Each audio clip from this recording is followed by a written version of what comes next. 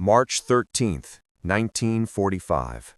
301 B-29 Superfortresses lift off from the Mariana Islands, bound for Tokyo.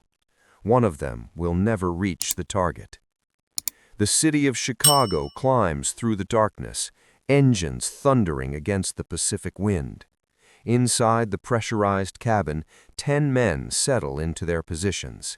They have no idea they're about to change the course of the war by getting completely lost. Wind buffets aluminum.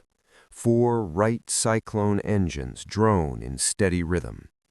Lieutenant Marcus Webb hunches over his navigator's table, maps spread before him in dim red light. 23 years old, a mathematics prodigy from Indiana who can calculate wind drift in his head. Tonight, none of that will matter. 2 hours into the flight, the weather turns. Clouds build like mountains. The formation begins to fragment. Radio chatter crackles. Static drowns out half the words. The bomber to their left vanishes into the murk, then the one ahead. Within minutes, the city of Chicago is alone. Webb checks his chronometer, checks his airspeed indicator, runs the numbers again. The winds aloft are stronger than forecast, pushing them off course. He compensates. He thinks he compensates. The clouds thin. Below, the Japanese coastline emerges in the moonlight. Webb sees a distinctive bay, urban sprawl spreading inland, rivers cutting through the grid of streets. It matches his briefing photos. It has to be Tokyo. He keys the intercom. In point in 2 minutes. The initial point, where they turn for the bomb run. Bombardier Lieutenant James Kovacs takes control. Through his Norden bomb site, the city spreads out like a vast circuit board. Lights still burning, the blackout not yet ordered. He centers the crosshairs. Bomb bay doors open. The hydraulic whine cuts through the engine noise. What none of them know, they're 150 miles south of where they think they are. The bay below isn't Tokyo Bay, it's Osaka Bay. The city in their sights is Osaka, Japan's second-largest city, its industrial heart, completely unprepared for what's about to happen. Bombs away. 4 tons of incendiaries tumble into the night. The city of Chicago lifts, suddenly lighter, banking away from the target. Below, the first explosions blossom, then another, then a dozen. Fire begins to spread through wooden industrial districts. Air raid sirens wail across the city. Searchlights snap on, sweeping the sky. Anti-aircraft batteries that were idle moments ago suddenly open fire. Shrapnel pings against the fuselage. Black smoke bursts bloom around them like deadly flowers. Webb stares at his maps, trying to understand why Tokyo's defenses are in the wrong place. The radio operator picks up Japanese fighter control frequencies, frantic voices calling interceptors to scramble. The translations come through. They're calling the city by name, Osaka. The realization hits like a physical blow. They've bombed the wrong city. They're alone. 1 bomber over hostile territory, and they've just kicked a hornet's nest.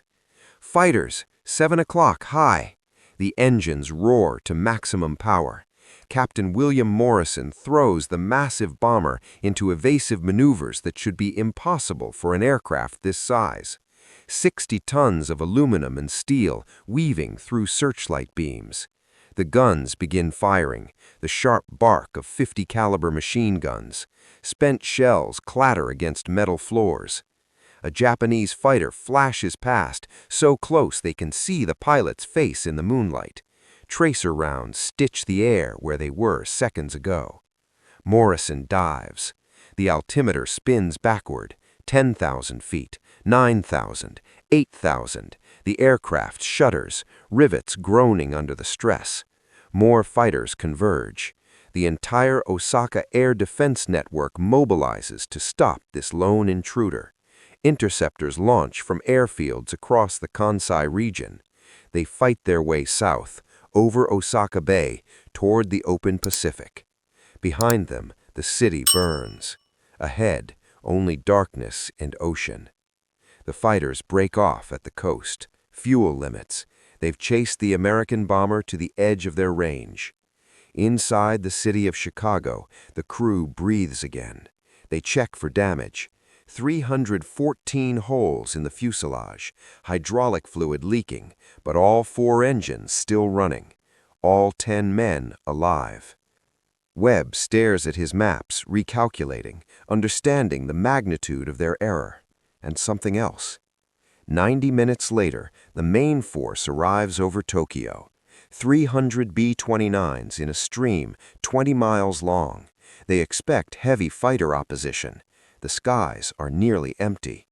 Japanese fighter control is in chaos. Interceptors are scattered across the Kansai region, many still refueling after chasing the bomber that struck Osaka. The ones airborne are too far south, too low on fuel to reach Tokyo in time. The main raid proceeds with minimal losses. Firebombs fall in coordinated patterns. Vast sections of Tokyo burn, but American losses are far lighter than predicted. In the debriefing room on Guam, Webb stands before a map explaining the navigation error. He expects court-martial, disgrace. Instead, intelligence officers take notes, calculate. What happened over Osaka functioned as an accidental decoy, enemy fighters drawn away at exactly the right moment. Years later, a former Japanese air defense commander would say, "The early bomber over Osaka, we thought it was the vanguard. We committed our forces. When the main attack came to Tokyo, we had nothing left. It was brilliant deception. We never suspected it was accident." The city of Chicago flew 18 more missions. Webb navigated every one with obsessive precision. Never again did he miss a target by 150 miles. But that night over Osaka, the night they got so lost that they accidentally saved dozens of American lives, became legend. The greatest navigational error that worked perfectly. The sound of wind, of engines, of young men far from home, doing impossible things in the dark. Osaka rebuilt, Tokyo rebuilt. The crew came home, and somewhere in the archives, Webb's navigation log still exists. Pencil marks showing his calculations, the coastline he traced so carefully, the point where certainty met miscalculation. History turned on wind, weather, and a young navigator who was absolutely sure he knew where he was. The last sound, engines fading into the distance. Then silence.